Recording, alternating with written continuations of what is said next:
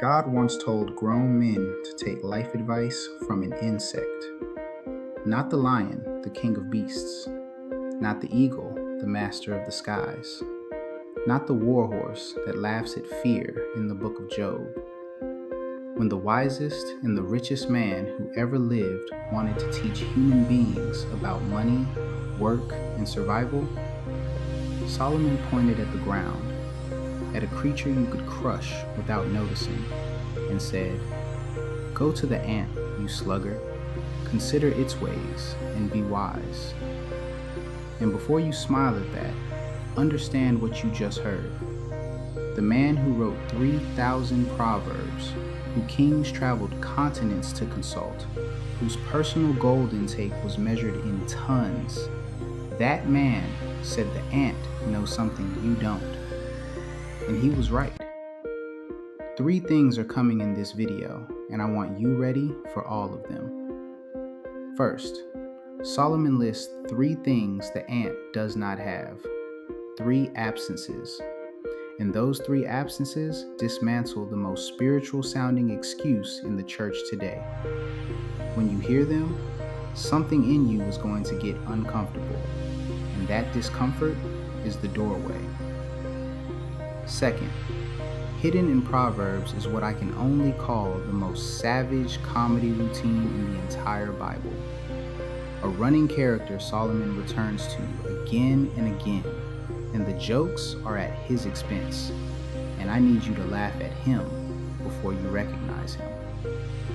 And third, near the end, I'll take you to a vineyard Solomon once walked past, because what he saw over that broken wall became one of the most important financial lessons ever written down.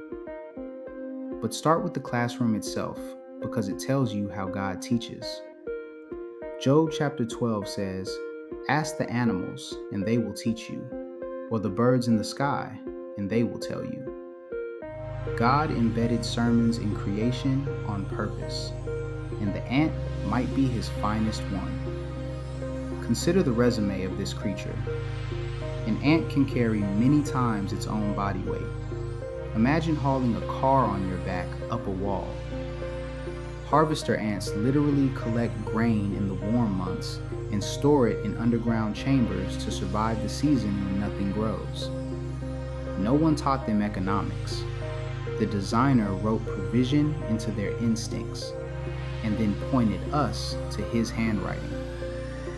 So here's the full text. Proverbs chapter 6, verses 6 through 8. "Go to the ant, you sluggard, consider its ways and be wise. It has no commander, no overseer or ruler, yet it stores its provisions in summer and gathers its food at harvest." There they are, the 3 absences. No commander, no overseer, no ruler. Nobody wakes the ant up in the morning. Nobody stands over the ant with a clipboard. Nobody threatens the ant with a performance review or dangles a bonus in front of it.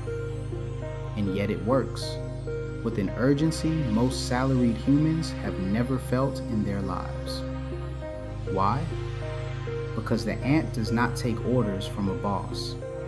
The ant takes orders from the season. It sees summer and it moves, because it knows something about winter that it never says out loud. Now let each absence read your life for a moment, because each one names a different muscle. No commander. That is initiative, the ability to start without being told. Most people only move when instructed. The wealthy and wisdom move when the season says so. No overseer. That is integrity, how you work when no one is watching. Colossians 3 verse 23 says, "Whatever you do, work at it with all your heart, as working for the Lord, not for human masters." The ant works unto the season the way believers work unto the Lord, audience or no audience. And no ruler. That is ownership. The ant treats the colony's survival as its personal business. Nobody owns its problem for it. The day you take ownership of your financial life, not your employer, not the government, not your family, is the day the ant doctrine takes hold of you. Which brings us to the excuse, the one those three absences dismantle. Say it with me because you've heard it, and maybe you said it. I'm waiting on God. Now I need to handle this carefully because waiting on God is real and holy. Scripture commands us to wait for direction, for timing, for doors only He can open. Isaiah says those who wait on the Lord renew their strength.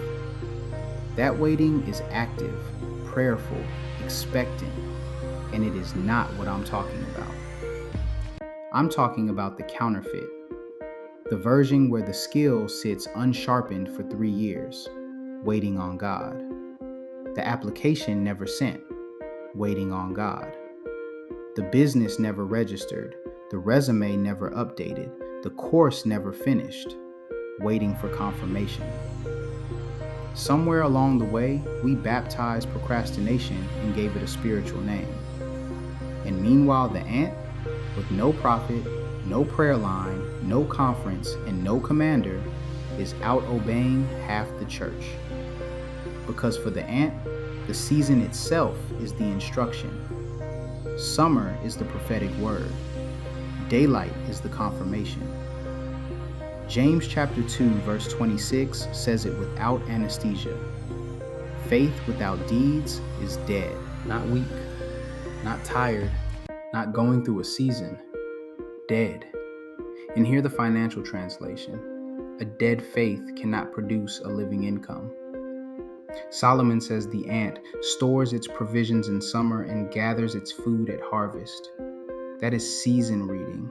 And Proverbs hammers this note over and over. Chapter 10, verse 5. He who gathers crops in summer is a prudent son, but he who sleeps during harvest is a disgraceful son. Chapter 20, verse 4. Sluggards do not plow in season, so at harvest time they look but find nothing. Look at that last one. They look. At harvest, the sluggard shows up, full of expectation, staring at an empty field, wondering where the blessing went. The blessing went where the plowing wasn't. Harvest never asks how you feel.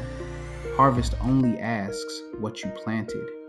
So ask yourself right now, what season am I in? Because you are in one. Is it summer? A window of health, of time, of opportunity, of a market that wants what you could offer? Then the ant says, store now, move now. The window is the word. Now, the comedy. Because Solomon doesn't just teach the ant, he gives the ant an opposite, a recurring character, and then he roasts him for an entire book. Meet the sluggard. Proverbs 26, verse 13. The sluggard says, there's a lion in the road, a fierce lion roaming the streets. A lion in the street. That is his reason for not going to work, an imaginary lion. Solomon is mocking the creativity of excuses. The sluggard's imagination works overtime so that he doesn't have to. And be honest, you've met his lions.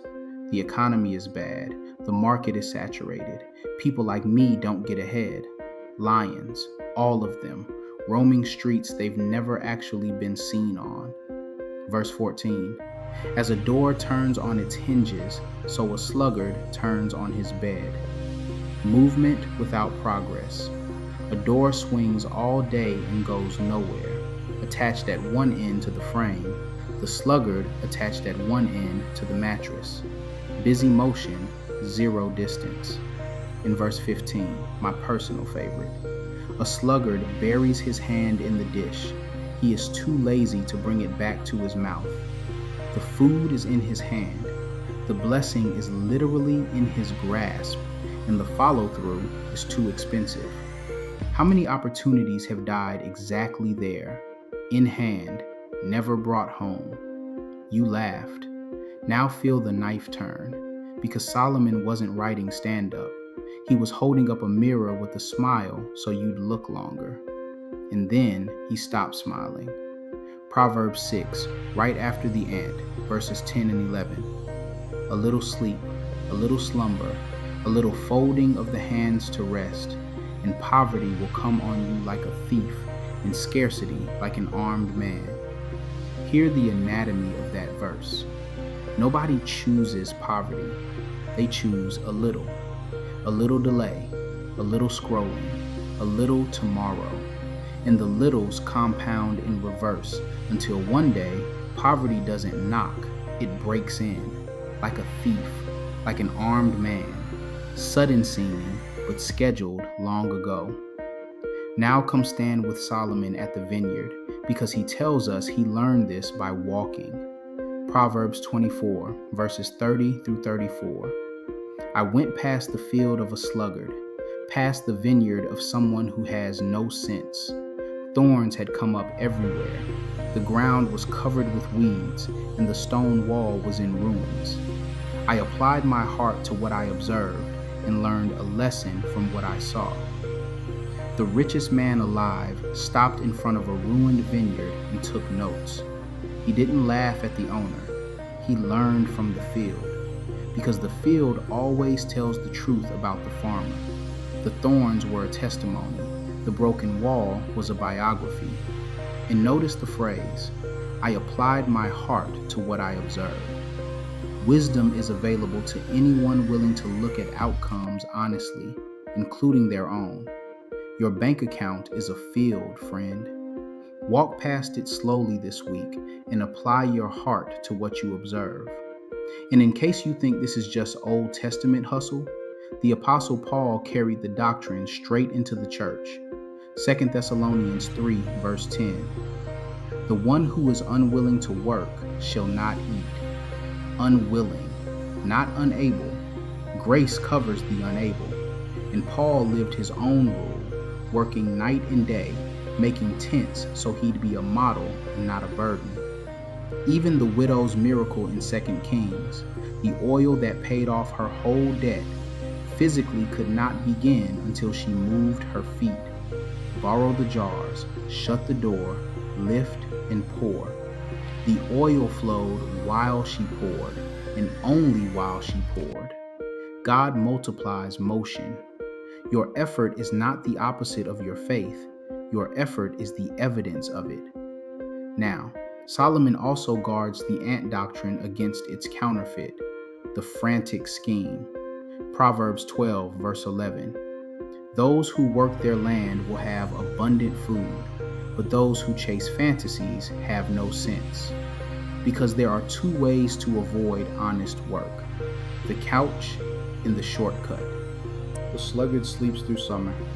The schemer spends summer chasing the tip, the pyramid, the overnight flip. Motion without land. Both of them stand empty-handed at harvest. Only one of them is tired.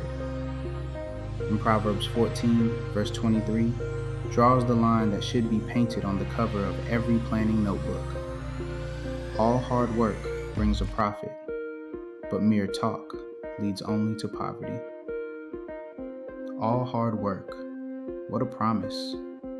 The verse guarantees profit to labor the way gravity guarantees falling. But mere talk, the announcing, the vision boarding, the telling everyone about the business, leads only to poverty. So run an honest audit on this past week. How many hours were the work, and how many were talk about the work? The ant, you will notice, is completely silent. So let's make it real in the comments. What is your summer work? The thing your current season is already telling you to do while conditions are good. The skill, the application, the inventory, the extra shift, the field to consider. Name it below. And then scroll and read the others. Because 200 believers naming their summer work out loud is a sermon no one has to preach. And if this channel is starting to feel like a gym for your faith and your finances, good. That's the blueprint working. We are building a biblical money system here, verse by verse. The blade, the ant, the budget, the debt war, all of it connected. Subscribe so the next session lands in your feed. Now, tonight's move, and it is surgical, not heroic. I call it the ant shift. Tomorrow morning, before your hand touches that phone, 30 minutes of summer work. Not scrolling that pretends to be research. Not planning that postpones the plan. 30 minutes of the actual thing. The skill practiced, the page written, the call list built, the numbers faced. No commander telling you to. No overseer watching you do it. No ruler holding the outcome for you. Just you, obeying the season, 6 days a week. The believers who take the ant shift daily will be unrecognizable in 1 year. And I am not exaggerating. I am compounding. One guardrail, so the doctrine stays biblical. The ant shift runs 6 days, not 7. The same God who commands diligence commands rest. 6 days you shall labor, and the 7th is a stopping, by design. The ant teaches urgency. The Sabbath teaches trust. Because hustle without rest is just fear moving fast, and rest without hustle is presumption sitting still. The blessed life runs on both rails. Work like the harvest depends on your summer, and rest like it depends on your God. Both are true, on schedule, every week. Now let me talk to you directly. Some of you have been waiting for a sign while the sign stands outside your window every morning, warm and wide open. Hear me. You do not need another prophetic word. You do not need one more confirmation, one more conference, one more feeling. You have daylight. And to the ant, daylight is the word. God is not ignoring your prayers for provision. Some of those prayers he answered a while ago. The answer was a season, and the season is running. You are not lazy. Most of you were simply mistaught, handed a version of faith that stands still and calls it trust. That ends today. Because faith that trusts God plants the field, and then trusts God with the rain.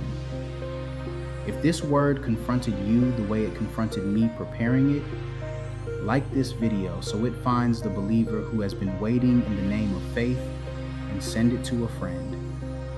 Gently, not as a jab, as an alarm clock. The lion in the street isn't real. Summer is. The ant is already out there. Go.